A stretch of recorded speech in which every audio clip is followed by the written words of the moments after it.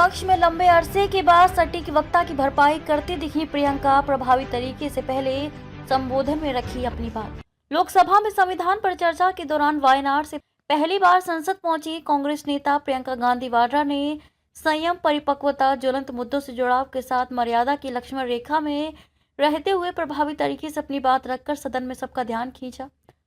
High voltage सियासी गर्मागर्मी के दौर में भी शब्दों की मर्यादा कायम रखी। एक लंबे अरसे के बाद कांग्रेस एक प्रखर वक्ता की कमी पूरी, मगर आम लोगों के मुद्दों, सवालों के साथ सत्ता को निरंकुश व्यवहार से जुड़े मसलों पर कटघरे में खड़ा करने में कोई हिचक भी नहीं दिखाई।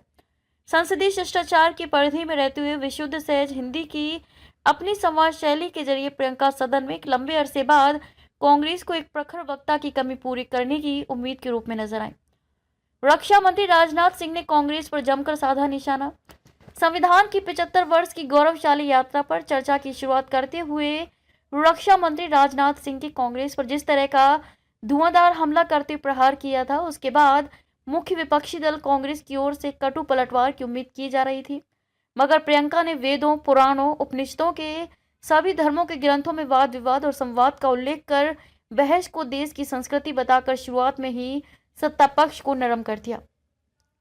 सांप्रदायिक हिंसा, मणिपुर हिंसा और हाथरस दुष्कर्म पीड़िता की बात की। इसके बाद संभल की सांप्रदायिक हिंसा, मणिपुर हिंसा और हाथरस दुष्कर्म पीड़िता के मामले को नागरिकों के संवैधानिक हक पर प्रहार का मामला भी इस अंदाज में उठाया कि सत्ता पक्ष इसका प्रतिवाद नहीं कर सका। बाहर यह एक सामान्य चर्चा रही कि लंबे अरसे बाद गांधी परिवार में एक ऐसे वक्ता की झलक दिखने लगी है जो धीरे धीरे इंदिरा की छवि को फिर से पा सकता है। गौरतलब है कि सोनिया गांधी सामान्यतः चुप ही रहती थी और नेता प्रतिपक्ष राहुल गांधी के भाषणों में आक्रामकता इतनी ज्यादा होती है कि सदन की कार्यवाही पर असर दिखता है। विपक्षी बेंच की चौथी पंक्ति की अपनी सीट से पहला भाषण दे रही प्रियंका गांधी की ओर विपक्ष के तमाम नेताओं के साथ साथ सत्ता पक्ष की भी उत्सुकता भरी निगाहें लगी थी। सत्ता पक्ष को भाषण के दौरान व्यवधान हंगामे का कोई मौका नहीं मिला। प्रियंका के संबोधन की सबसे खास बात ये रही कि टकराव बढ़ाने जैसे तरीकों का उपयोग किए बिना प्रभावी तरीके से अपनी बातें रखी और शायद उनकी शैली का ही नतीजा रहा कि सत्ता पक्ष को उनके भाषण के दौरान व्यवधान हंगामे का कोई मौका नहीं मिला। प्रियंका गांधी के बेटा, बेटी और पति भी रहे मौजूद।